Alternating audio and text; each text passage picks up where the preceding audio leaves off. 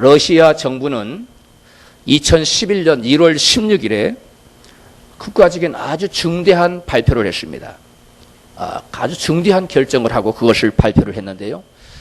그 당시 푸틴 총리와 메드베데프 대통령의 합의로 2025년까지 전 국민이 베리칩을 받도록 결정을 하고 모든 베리칩을 2025년에는 다 받도록 결정을 했습니다. 그리고 만일 러시아 국민 중에 그 누가 국가의 정책을 반대해서 베리칩을 받는 것을 거부하면 그 사람은 그에 상응하는 조처를 당하게 될 것이다. 이렇게 법안을 공포했습니다. 러시아뿐만 아닙니다.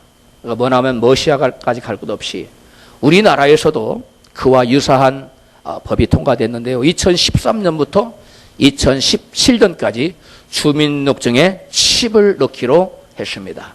베리칩은 몸에 박는 거지만 이 칩은 주민등록증에 박는 건데 무엇의 전 단계입니까? 몸에 박는 베리칩의 전 단계로 주민등록증에 칩을 넣어서 사용하기로 했습니다. 베리칩이 666 표다 아니다 말이 많습니다. 그런데 베리칩은 지금은 666 표는 아닙니다.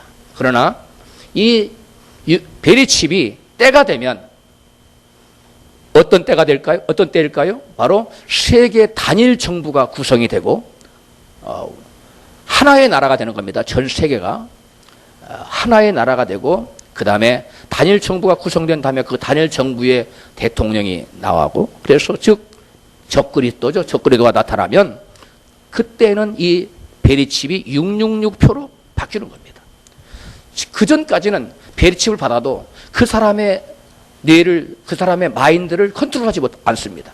그냥 물건을 사고 파는데 뭐 보험을 대신하는데 그런 대로만 선하게 사용합니다. 그러나 적그리스도가 나타나서 세계 정부를 구성하고 통치하게 되면 그때 이 베리칩은 사람의 마음을 통할하는 사람의 마음을 조작해버리는 그러한 무서운 것으로 바뀌게 됩니다. 그래서 그때 가면은 마음이 조종을 당하기 때문에 예수님을 찬양하고 하나님을 믿고 싶고 기도를 하고 싶어도 그것이 나오지 않습니다. 대신 예수님을 찬양한 대신 누구를 찬양하고 루시퍼 마귀를 찬양하고 하나님의 말씀을 지키는 대신 말씀을 범하고 사람의 아름다운 하나님의 마음을 닮은 그런 마음이 아니라 짐승의 마음처럼 바뀝니다. 그래서 이 베리칩이라는 이 666 표를 받으면 표를 받지 않으면 매매를 할 수 없기 때문에 살아갈 수 없기 때문에 사람들이 이 표를 받게 되지요. 당장 우선 먹고 살기 위해서. 그러나 그 표를 받게 되는 순간부터 그 사람은 666 표가 베리칩이 666으로 표로 바뀌는 순간부터 그 사람은 정상적인 사람이 더 이상 아닙니다. 이런 일련의 일들이 지금 미국에서도 러시아에서도 세계 각국에서 조금씩 이러한 일들이 진행이 되고 있는데 이것들을 통해서 성경은 깨어있는 자들은 이것이 바로 주님이 오실 때가 심히 가까워져 있고 성경에 예언된 말씀이 하나하나 성경의 예언대로 착착 진행되고 있다는 것을 사실을 보여주고 있는 겁니다. 옆에 사람 한번 예수를 확실히 믿읍시다 한번 하세요. 악수를 흔들면서 아침에 늦잠이 아니라 잠을 못 잔 분들이 졸려 있는 분이 같습니다. 여러분 그래서 이 베리칩이 각 나라에서 이렇게 척척 진행이 되고 이런 모든 것들을 볼 때 주님 오실 날이 심히 가까웠다는 것들을 사실을 깨어있는 자들은 알고 준비하라는 것입니다. 주님이 오실 날이 심히 가까웠는데 주님이 오시는 그날은 믿는 저와 여러분들은 구원의 날이고 감격의 날이고 영원한 축복으로 이어지는 아주 기쁜 날입니다. 그러나 예수를 믿지 않는 그런 사람들에게는 아주 무서운 심판과 재앙의 날입니다. 우리가 예수를 믿다 보면 세상에서 믿음 때문에 핍박을 받습니다. 의롭고 경건하고 거룩한 삶을 살다 보면 손해도 받고 그 다음에 고난도 당하게 되어 있습니다.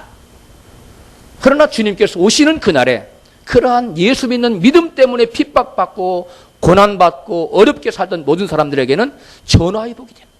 그것이 기쁨이 되고 축복이 되고 영원한 상급으로 바뀌는 것입니다. 그런데 문제는 믿는 자들이 세상에서 주님은 오시는 그날까지 말씀을 지키다가 당하는 고난과 핍박을 끝까지 견디면서 자기의 믿음을 끝까지 지켜내는 자가 문제라는 것입니다. 누가복음 18장 8절에 내가 너희에게 이르노니 속히 그 원한을 풀어주시리라. 그러나 인자가 올 때에 세상에서 믿음을 보겠느냐. 한번 따라서 할까요? 인자가 올 때에 세상에서 믿음을 보겠느냐. 그러니까 예수님, 인자는 예수님 말씀하시는데 예수님이 이 땅에 다시 오실 때 세상에서 믿는 자가 믿는 자를 찾아보기가 힘들다는 것입니다. 다 세속화되고 다 세상을 사랑하고 주님을 배반하고 경건의 모양은 있는데 경건의 능력은 저버린, 믿음의 껍질은 있는데 믿음의 내용은 없는, 의롭고 경건하게 사는 삶이 없는, 자기의 유익을 위해서 죄를 범하고 자기의 유익을 위해서 말씀을 버리는 그러한 껍데기 신앙인들은 많을지언정 진정 하나님이 인정하시는 진정한 믿음을 소유주는 주님께서 찾아보기가 어렵다는 말씀인 것입니다.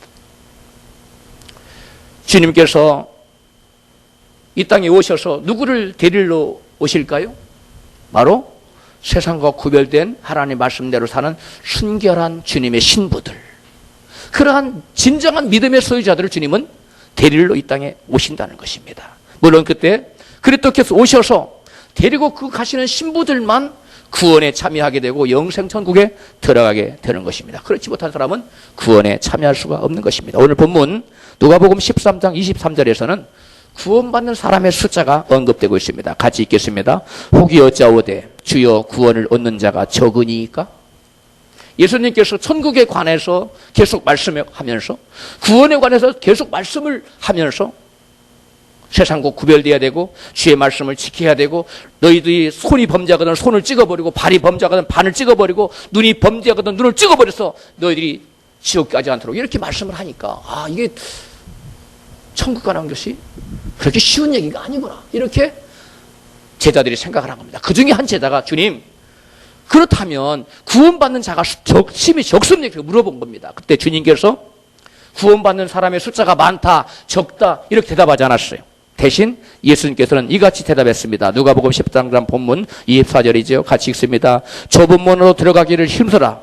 내가 너희에게 이르노니 좁은 문으로 들어가기를 구하여도 못하는 자가 많으리라. 25절 집주인이 일어나 문을 한 번 닫은 후에 너희가 밖에 서서 문을 두드리며 주여 열어주소서 하면 저가 대답하여 가로되 나는 너희가 어디에서 온 자인지 알지 못하노라 하리니 그때에 너희가 말하되 우리는 주 앞에서 먹고 마셨으며 주는 또한 우리 길거리에서 가르쳤나이다 하나 저가 너희에게 일러 가로되 나는 너희가 어디로서 왔는지 알지 못하노라. 행악하는 모든 자들아 나를 떠나가라 하리라. 아멘. 예수님의 이 말씀을 들어보면 구원의 문은 어떤 문이에요? 좁은 문이라는 것입니다. 그런데 그 좁은 문으로 들어가려고 애쓰고 힘써도 들어가지 못할 자가 많다는 거예요. 그리고 그 좁은 문으로 들어가려고 애쓰고 힘쓰는 자 중에 겨우 그 구원의 문을 통과한다는 것입니다. 여기서 들어가기를 구하여도라는 말에 우리는 주목해야 됩니다. 들어가기를 뭐하여도 구하여도 이게 뭐 단지 그냥 들어가려고 하는 것으로 묘사되어 있는 그런 말이 아니에요. 원어에는 이 말이 제테오라는 단어인데 이 단어는 어떤 말이냐면 무엇을 얻고자 간절히 애를 쓰고 그 다음에 힘쓰고 노력하는 것을 의미하는 거예요. 무슨 말이라고요? 그 무엇인가를 얻으려고 애쓰고 힘쓰고 노력하는 것이 바로 구하여도라는 말이에요.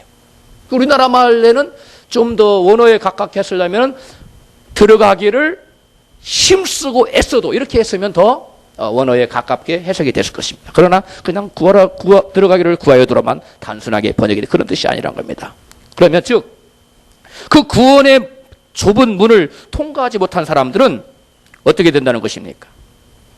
구원의 문을 통과하지 못한 사람들은 오늘 성경에 누가복음 13장 28절에 보겠습니다. 시작. 너희가 아브라함과 이삭과 야곱과 모든 손자는 하나님 나라에 있고 오직 너희는 밖에 쫓겨난 것을 볼 때 거기서 슬피 울며 이를 갈미 있으리라. 아멘. 여기 보니까 아브라함과 이삭과 야곱 같은 모든 손자 이 사람들은 누구를 가리킵니까? 구원의 문을 통과한 사람들이에요. 믿음을 끝까지 지키는 사람들입니다. 그들은 모두 다 천국에 들어갔어요. 하늘나라에 들어가서 하늘나라에 있다는 겁니다. 그러나 구원의 문을 통과하지 못한 사람들, 이런 사람들은 천국 밖으로 쫓겨나서 슬피 울며 이를 가리고 있다고 성경은 말씀하고 있어요. 예수님 말씀하고 있습니다. 슬피 울며 이를 가는 곳이 어디입니까? 지옥을 말합니다. 그러므로 우리는 반드시 저와 여러분은 구원의 문을 통과해야 되겠어요? 통과하지 못해야 되겠어요? 그 누구도 구원의 문을 들어가기를 애써도 통과하지 못하고 탈락한 자가 많은데 우리는 우리 중에는 한 사람도 탈락자가 없이 다 통과해야 될 줄로 믿습니다. 이거는 영원한 영벌의 세계와 영원한 천국의 세계를 구분짓는 것이기 때문에 너무나 중요한 것입니다. 그렇다면 우리가 구원의 문을 우리가 통과해야 될 텐데 구원의 좁은 문이 무엇인지 알아야 통과할 거 아니에요? 구원의 좁은 문이 무엇입니까? 오늘 본문 누가복음 13장 27절에 보면 구원의 좁은 문이 어떤 것인가를 우리에게 말씀해 주고 있어요. 같이 읽습니다. 본문 누가복음 13장 27절 시작. 저가 너희에게 일러 가로되 나는 너희가 어디에서 왔는지 알지 못하노라. 행악하는 모든 자들아 나를 떠나가라 하리라. 여기서 보니까 예수님께서는 구원의 좁은 문을 통과하지 못한 사람들을 뭐라고 말하고 있어요? 행악하는 모든 자들. 그러면 반대로 구원의 문을 통과한 사람들은 어떤 사람들이에요? 행악하지 않은 모든 사람들이죠. 행악하지 않았다는 것은 뭐랍니까? 의롭고 정결하게 하나님 말씀을 지키며 살았다는 거예요. 믿음을 지키며 살았다는 겁니다. 즉 구원의 좁은 문은 나의 유익을 위해서 죄를 짓고 주님을 등지고 세상을 향하여 사는 삶이 아니라 나에게 어떠한 손해가 오고 어떠한 고난이 오고 핍박이 오고 환난이 와도 거룩하고 정결하게 세상과 구별된 삶. 나에게 아무리 돈이 돌아온다고 남을 속이거나 거짓말 치거나 남에게 손해를 끼치는 그런 삶이 아니라 내게 아무리 손해가 올지라도 하나님의 말씀을 지키며 순종하며 사는 사람. 이런 사람들을 바로 의롭고 정결하게 사는 사람이라는 거예요. 이렇게 의롭고 정결하게 사는 사람을 바로 살아가는 삶을 뭐라고요? 구원의 문을 통과한 사람. 구원의 문을 통과하지 못한 사람들은 행악하는 사람이에요. 하나님 말씀을 자기의 유불리에 따라서 손쉽게 버려버릴 수 있는 그런 사람들이라는 것입니다. 그러므로 구원의 좁은 문으로 들어가는 것은 곧 의로운 삶을 사는 것임을 알 수 있어요. 구원의 좁은 문이 뭐라고요? 좁은 문은 의로운 삶을 사는 거예요. 정직한 삶을 사는 거예요. 세상과 구별된 삶을 사는 거예요. 쉽게 얘기해서 믿음의 삶을 사는 것이 구원의 좁은 문입니다. 세상과 타협하는 삶을 사는 것은 어떤 삶에 행악하는 삶이에요. 좁은 문으로 들어가는 것이 아니에요. 들어가기를 애썼을지 모르지만 탈락한 사람이라는 것입니다. 예수님께서는 마태복음 7장 13절 이하에서 예수님은 바로 좁은 문이 의로운 삶을 사는 것이라고 이렇게 말씀합니다. 마태복음 7장 13절 같이 읽습니다. 시작. 좁은 문으로 들어가라. 멸망으로 인도하는 문은 크고 그 길이 넓어 그리로 들어가는 자가 많고 생명으로 인도하는 문은 좁고 길이 협착하여 찾는 이가 조금이니라. 그의 열매로 그들을 알지니 가시나무에서 포도를 또는 엉겅퀴에서 무화과를 따겠느냐. 이와 같이 좋은 나무마다 아름다운 열매를 맺고 못된 나무가 나쁜 열매를 맺나니 좋은 나무가 나쁜 열매를 맺을 수 없고 못된 나무가 아름다운 열매를 맺을 수 없느니라. 아름다운 열매를 맺지 아니하는 나무마다 지켜 불에 던지우느니라. 아멘. 예수님께서는 이 말씀에서 이 좁은 문으로 들어간 사람은 어떤 열매를 맺는다고요? 아름다운 열매를 맺는다는 거예요. 즉 좁은 문으로 들어간다는 것은 아름다운 열매를 맺는다는 것인데 이 아름다운 열매 맺는 삶 그게 뭡니까? 의롭고 경건한 삶이에요. 거룩한 삶이에요. 다른 말로 의롭고 정의로운 의로운 삶을 사는 거. 이것이 바로 아름다운 열매를 맺는 거. 아름다운 열매를 맺는다는 것은 곧 좁은 문을 말하는 거예요. 성경은 그래서 무릇 그리스도 예수 안에서 경건하게 살고자 하는 자에게는 뭐 같다고 했어요? 핍박이 있으리라 했어요. 예수 안에서 의로운 삶, 경건한 삶, 말씀을 지키며 믿음으로 살고자 하는 사람들에게는 반드시 핍박이 있다는 거예요. 고난이 있다는 거예요. 환난이 있다는 것입니다. 말씀을 지키기 위해 고난과 핍박을 감수하며 사는 삶, 그것이 곧 좁은 문을 통과하는 삶이에요. 좁은 문을 통과해서 좁은 길로 걸어가는 삶이라는 것입니다. 베드로 사도는 고난을 당할지라도 의로운 삶, 믿음의 삶을 포기하지 않는 사람은 그런 사람들을 하나님께서 부르셨다고 말씀하고 있어요. 베드로전서 2장 20절에 오직 선을 행함으로, 이 선을 행함으로는 말씀은 의롭고 경건하게 삶으로 그 말이에요. 고난을 받고 참으면 이는 하나님 앞에 아름다우니라. 이를 위하여 너희가 부르심을 입었으니 그리스도도 너희를 위하여 고난을 받으사 너희에게 고난을 끼쳐 그 자취를 따라오게 하려 하셨느니라. 이 세상은 지금 누가 지배하고 있습니까? 마귀가 지배하고 있습니다. 세상 왕이 누굽니까? 마귀입니다. 그래서 세상은 세상의 법이 있어요. 그런데 우리는 세상에 살지만 세상의 법대로 살지 않고 하나님의 말씀의 법을 쫓아 삽니다. 그러니까 세상과 대치되는 거예요. 그렇기 때문에 우리는 세상에서 뭘 받아요? 핍박을 받고 환난을 당하고 시험을 당하고 어려움을 당한다는 것입니다. 우리가 의로움을 삶을 살려고 하면 세상 법과 부딪히기 때문에 세상의 영은, 즉 마귀는 우리를 가만두지 않습니다. 여러 가지 문제를 가져다 줍니다. 때로는 질병을 가져다 주고 가정의 문제를 가져다 줄 수 있고 직장의 문제, 여러 가지 문제를 우리에게 가져다 줘서 우리로 하여금 하나님 말씀을 살지 못하도록 어찌하든지 하나님을 떠나고 말씀대로 살지 않고 죄를 짓고 남을 미워하고 시기하고 질투하며 그러한 삶을 살도록 마귀는 우리를 어떻게든 믿음에서 끌어내리려고 마귀는 혈안이 되어 있습니다. 그래서 우리에게 여러 가지 시험과 환난이 다가오는 것입니다. 예수님께서는 마태복음 13장 21절에 이런 말씀을 하셨어요. 말씀을 인하여 환난이나 핍박이 일어난다. 그래요. 따라서 합시다. 말씀을 인하여 뭐가 일어난다고요? 환난이나 핍박. 이 말씀을 우리가 지키려고 하면, 우리가 말씀을 지키려고 하는 사람에게는 반드시 환난이 닥치고 핍박이 일어나요. 왜 그래요? 우리가 말씀을 지키면 하나님께 우리에게 예배하신 놀라운 축복을 받고 결국 영생 천국을 누리기 때문에 우리를 미워하는 마귀는 어떻게든 우리를 믿음에서 끌어내리기 위해서 우리에게 그 말씀을 지키지 못하도록, 말씀에 순종하지 못하도록, 의롭고 정결하고 거룩한 삶을 살지 못하도록 하기 위해서 끊임없이 우리에게 뭘 가져다 준다고요? 환난을 가져다 주고 시험을 가져다 주고 고난을 허락하고 이렇게 여러 가지를 우리에게 허락해요. 우리는 믿음의 사람은 그럴 때에 바로 그것을 이기고 사는 삶, 이것이 좁은 문으로 들어가는 것이라는 거예요. 깨달아져서 마면합시다. 이 좁은 문은 다른 게 아니에요. 세상 사람처럼 사는 것은 넓은 길이에요.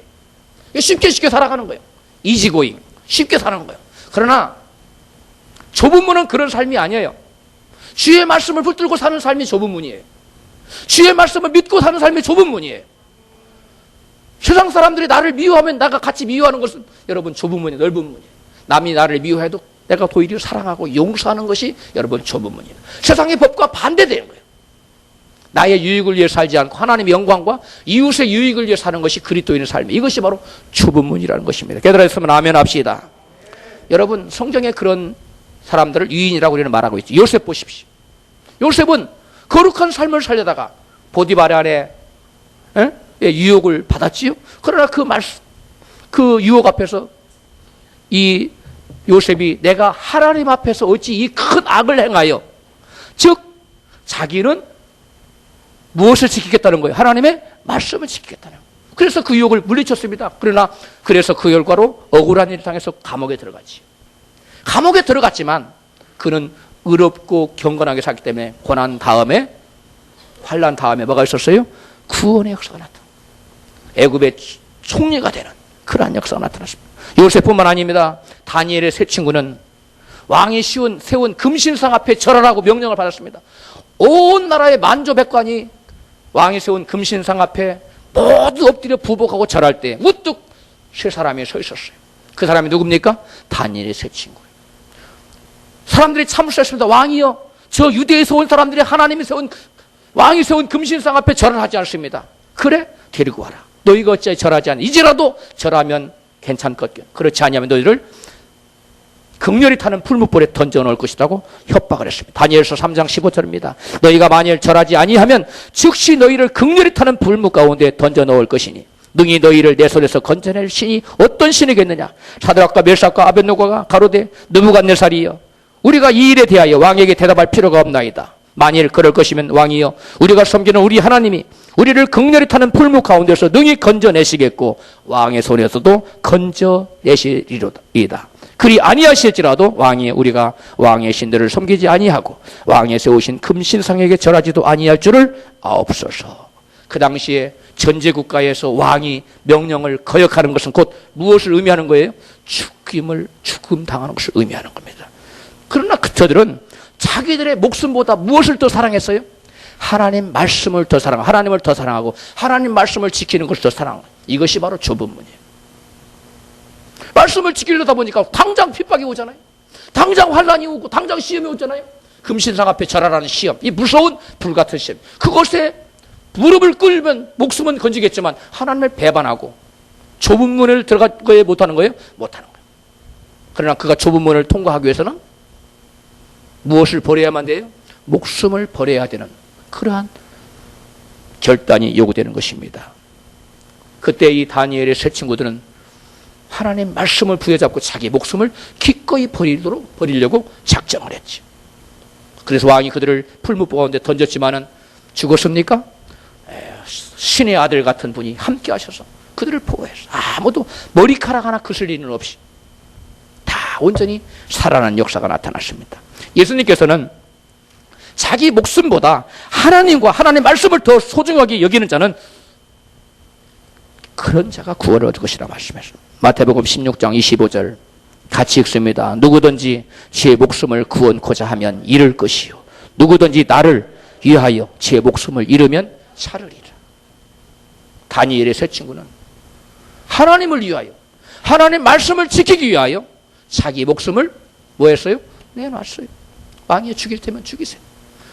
왕이 나를 풀무불에 던져도 하나님 나를 거하실 것이고 만약에 풀무불에서 나를 구하지 아니할지라도 나는 왕이 세운 금신상에 절하지 않겠나겠다. 이것이 바로 좁은 문입니다. 회사를 다니던 어떤 사람이 예수를 믿기 시작했습니다.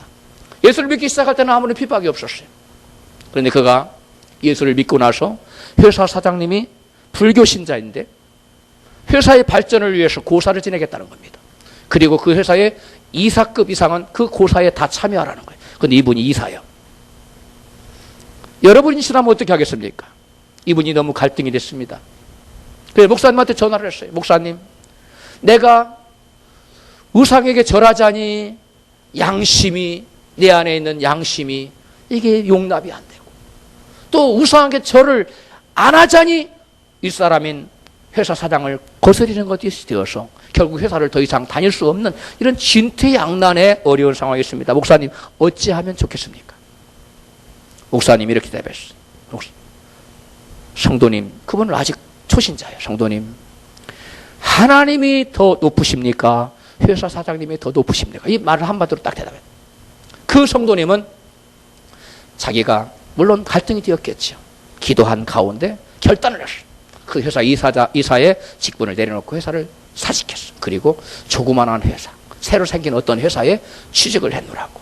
여러분, 이와 같이 믿음의 사람은 하나님의 말씀이냐 나의 개인적인 유익이냐 두 가지가 우리 앞에 놓여 있을 때 한 가지를 결단해야 돼요. 이 중에 좁은 문을 통과하는 사람은 무엇을 붙잡는 사람이고 하나님의 말씀을 붙잡는 거예요. 믿음을 붙잡는 사람. 그 다음에 넓은 길을 택하는 사람은 자기의 직장, 자기 먹고 사는 것, 자기 지위 이런 걸 택하는 거예요.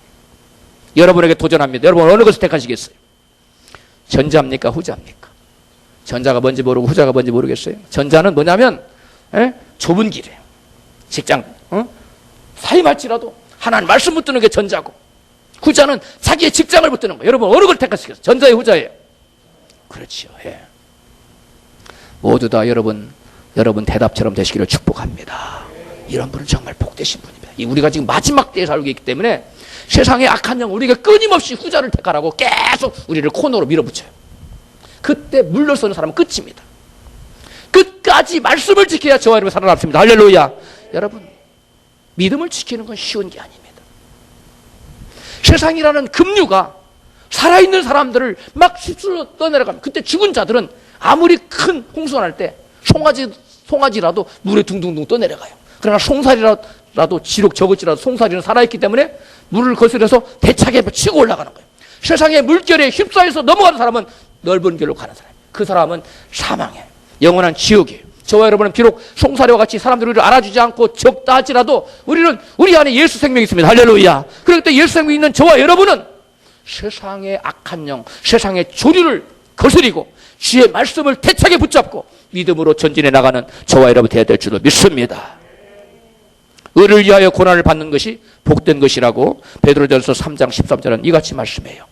또 너희가 열심으로 선을 행하면 누가 너희를 해하리요. 그러나 의를 위하여 고난을 받으면 복 있는 자니. 이게 무슨 말이에요? 하나님 말씀을 지키려다가 고난을 당하면 그것은 복된 거라는 거예요. 한번 따라 삽시다. 의를 위하여 고난을 받으면 복 있는 자니. 그런 자가 다 되시기를 주의 축복합니다. 당장 1,000만금을 준다 해도 말씀 범하지 마세요. 1,000만금을 준다 해도 거짓말하지 말고 속이지 말고 여러분 정직하게 사세요. 주님께서 우리를 향하여 너희는 세상에 뭐라고 말씀했어요? 세상의 빛이라고 그랬어요. 우리가 거룩한 삶을 살고 정직한 삶을 살고 올바른 삶, 의로운 삶을 살면 세상 사람들은 우리를 보고 아, 예수 믿는 사람 뭐 우리가 다르네. 그러면서 우리를 주목하여 보고 우리의 거룩한 행실 때문에 그들은 빛으로 나올 수 있는 전도의 계기가 되는 겁니다. 할렐루야. 여러분 의로운 삶을 살기 위해서는 손해가 따라요. 고난도 따릅니다. 환난도 따릅니다. 핍박도 따릅니다. 그러나 그것을 끝까지 믿음의 삶을 지켜나가면 그건 좁은 길이에요. 좁은 문을 통과한 자요 좁은 길을 걷는 자입니다. 그러나 자기 유익을 위해서 적당히 타협하면서 그때그때 요리조리 피해가는 사람, 많은 하나님 말씀을 요리 피하고 저리 피해가면서 말씀을 범하면서 유익을 쫓아가는 사람, 이 사람은 좁은 문이 아니라 어떤 문으로 들어가는 자예요? 넓은 문으로 들어가는 자예요. 그런 자들을 오늘 본문에서 뭐라고 그랬어요? 예수님이 행악하는 자들이라. 행악하는 자다 내게서 뭐하라? 떠나가라. 우리는 행악하는 자가 되면 안 됩니다. 행악하는 자는 곧 넓은 길이에요. 의로운 삶을 사는 것은 곧 뭐예요? 좁은 길이에요. 저와 여러분이 아무리 시험이 오고 환난이 오고 역정이 당타와도 여러분 의를 버리면 안 됩니다. 끝까지 의로움을 붙잡아야 돼요. 할렐루야. 말씀을 붙들고 사는 삶. 이것이 위대한 삶이요. 이 사람이 세상을 이기는 사람이에요. 다른 본문 누가복음 우리 14장 아까 읽었죠? 14장 25절 이하의 좁은 문을 또 다르게 말씀하고 있어요. 누가복음 14장 25절 같이 있습니다. 허다한 무리가 함께 갈새 예수께서 돌이키사 이르시되 무릇 내게 오는 자가 자기 부모와 처자와 형제와 자매와 및 자기 목숨까지 미워하지 아니하면 능히 나의 제자가 되지 못하고. 이 말씀을 통해서 예수님께서는 무엇이 구원 얻는 좁은 문이라고 말씀하십니까? 믿음을 지키기 위해서는 대가를 지불해야 된다는 것이, 좁은 문을 통과하려면 대가를 지불해야 된다고 말씀하고 있는 것입니다. 여기서 제자가 된다는 것은 곧 예수를 믿는 사람이 된다는 것이에요. 제자가 된다는 것은 무슨 말이라고요? 아까 제자가 되지 못하긴 것. 사도행전 20장 2장 40절에 보면 또 여러 말로 확정하여 권하여 가로되 너희가 이 패역한 세대에서 구원을 받으라 하니 그 말을 받는 사람들은 세례를 받음에 이 날에 제자의 수가 3,000이나 더하더라. 즉 여기서 제자는 누구예요? 믿는 자를 가리키는 거예요. 제자 훈련 받은 사람이 제자가 아닙니다. 예수를 믿기 시작하는 그 순간부터 하나님은 뭘로 인정한다고요? 제자. 그러면서 제자의 삶, 믿음의 삶을 우리에게 살 것을 요구하고 있습니다. 예수님의 제자가 되기 위해서는 그 대가를 지불해야 된다고 주님 말씀하세요. 그 지불하는 대가가 뭐예요? 지불해야 될 대가가 여러분 무엇입니까? 여러분 귀한 누가 와서 여러분이 큰 선물을 줬어요. 근데 그 다이아몬드가 한 엄청 큰 거라고 이만하다. 이게 얼마나 갈까요? 이만하면 강권차 이만한 다이아몬드 얼마나 가겠어요? 이거 수천억도 넘을 겁니다. 다이아몬드가 이만하다면. 그걸 보물을 가지고 있는 걸 깽단이나 도적대들이 알았더라면 가만두겠습니까?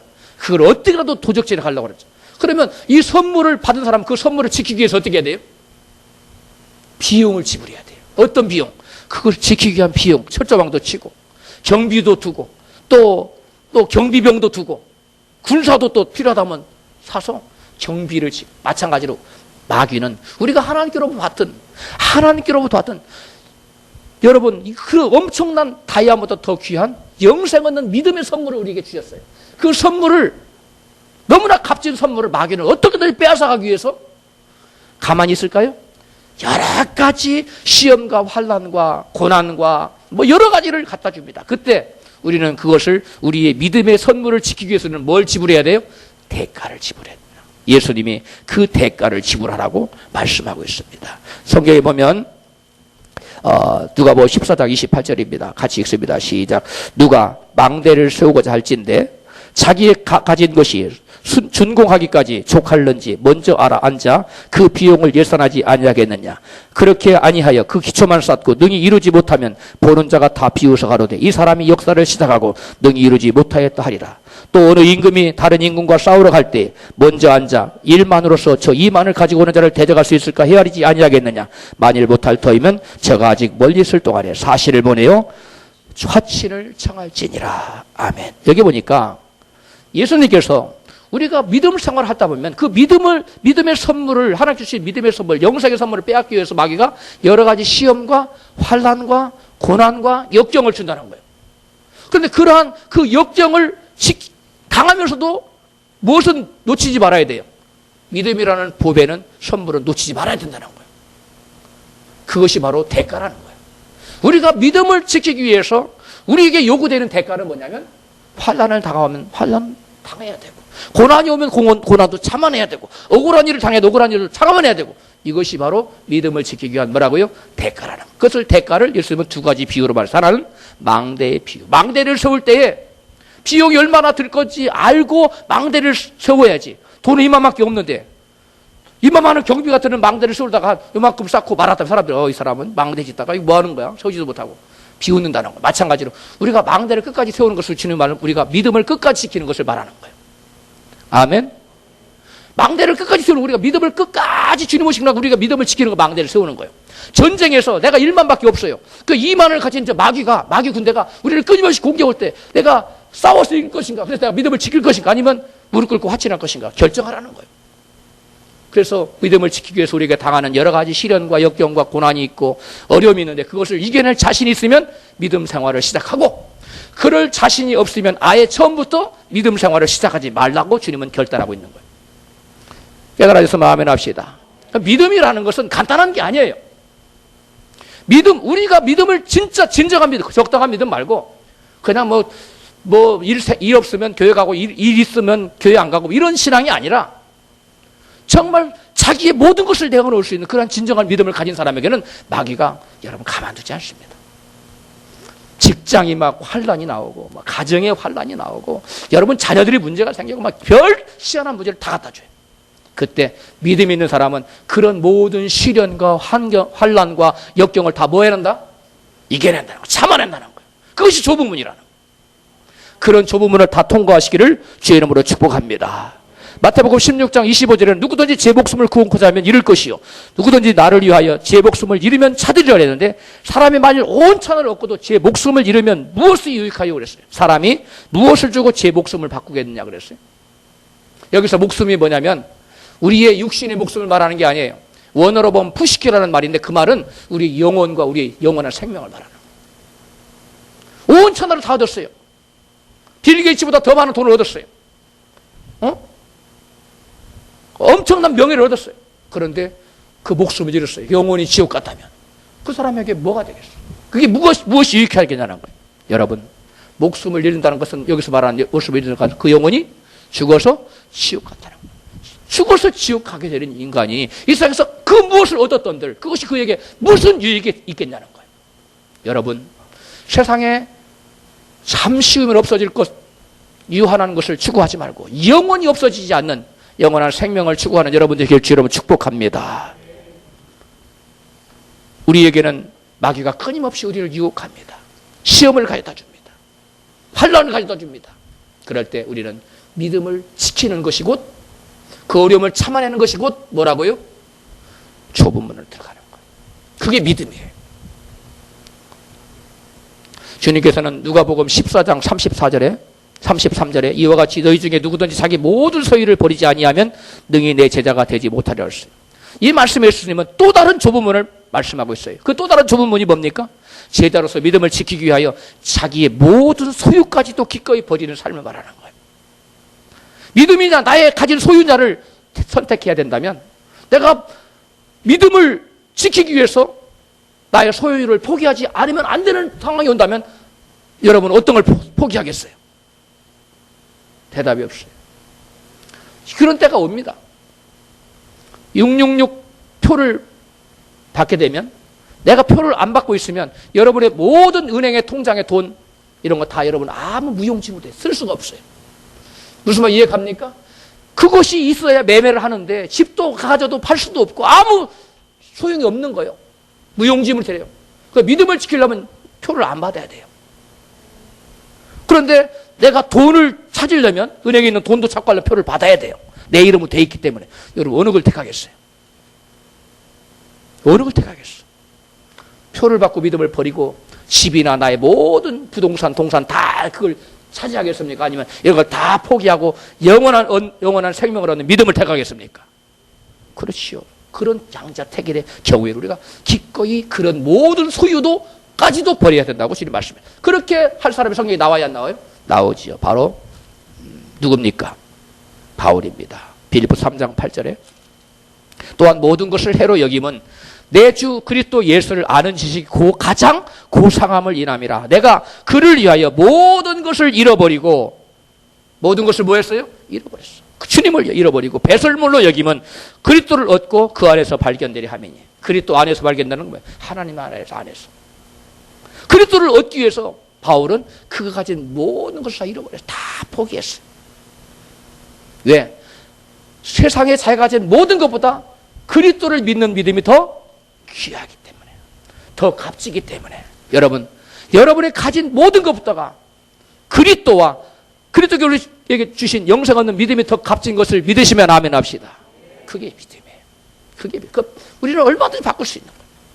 예수님 말씀했잖아요. 너희가 밭에 일을 하다가 밭 가운데 보화를 발견했는데 그 보화를 네가 차지하기 위해서 네가 가진 모든 소유를 다 팔아서 그것을 사지 않겠느냐. 그 밭에 감추인 보화가 누굽니까? 예수 그리스도입니다. 우리는 그분을 간직하기 위해서, 예수를 우리가 모시고 영원히 살기 위해서 우리가 가진 모든 것을 우리는 포기할 수 있어야 돼요. 예수님을 나의 인생의 최고의 가치로 여기지 않는 사람은 결코 좁은 문을 통과할 수 있을까요? 결단코 없습니다. 그럼 여러분에게 묻겠습니다. 여러분에게 세상에 그 어떤 가치 있는 것보다 예수 그리스도가 진정 여러분에게 최고의 가치 있는 분이십니까? 예, 그렇다면 이런 분들은 세상에 당할 수가 없어요. 이런 분은 마귀가 아무리 흔들어도 여러분에게 영생을 빼앗아 갈 수가 없어요. 마귀가 아무리 흔들어도 그런 사람에게서 믿음을 빼앗아 갈 수가 없어요. 다 그런 믿음의 소유자가 되기를 주 여러분 축복합니다. 예. 좁은 문 두 개를 제가 말씀드렸어요. 하나는 말씀을 지키기 위해서 의롭고 정결하고 거룩하게 사는 삶. 또 하나는 믿음을 지키기 위해서 기꺼이 그 대가를 지불하는 삶. 자기 모든 소유까지라도, 자기 목숨까지라도 다 기꺼이 내어놓을 수 있는 삶.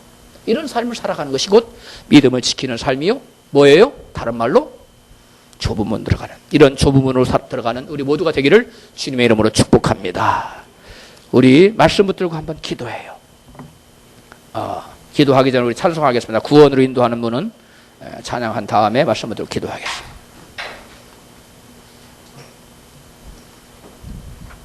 구원으로 인도하는